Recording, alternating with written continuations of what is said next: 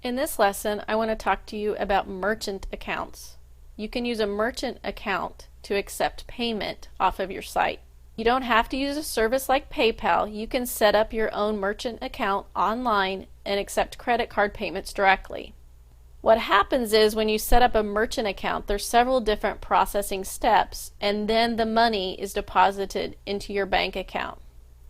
Here's a great graphic from Authorize.net, one place where you can set up a merchant account. There's many places online. You can do a quick Google search and you'll come up with several different options. What happens is on the first step, the buyer is on our website somehow and they're giving us their credit card information. So Authorize.net is getting a hold of that information and they're going to transfer it to the appropriate places. They're like a gateway. They're getting everybody to talk to each other. Then it's going to go through the credit card processor. They're going to check to make sure that person's credit card actually has enough money on it to pay this. Then they're going to transfer that information back up to tell this person on the website that yes, there's enough money. Seller, you need to get them their item. And last but not least, everything finalizes. They take the money from the buyer and plop it into the seller's bank account. That's in general how it works.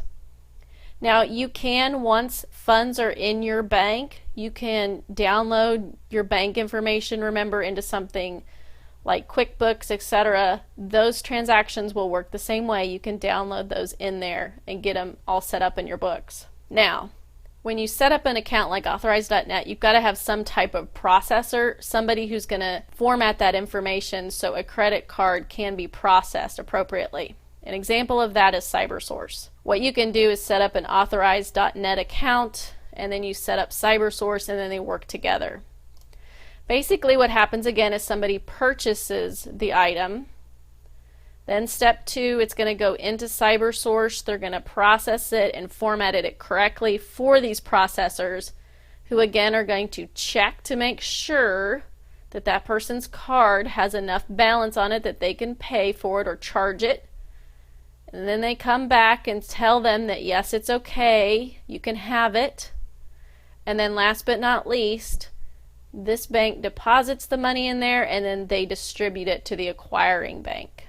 Or this is your seller's bank. Alright, now if you're going to set up a merchant account, the one thing you have to know is it's going to cost a little bit more than a service like PayPal. But if you're selling multiple items, this is a great way to go. Or maybe you have some prepackaged software and you have to have some sort of credit card processing, and this is what you want to use. Right here is Authorize.net. They have a setup fee, gateway fee, transaction, and batch fee.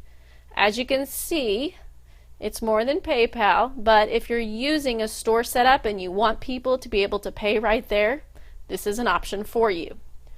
I'm going to stop here, and in the next lesson we're going to keep talking about merchant accounts.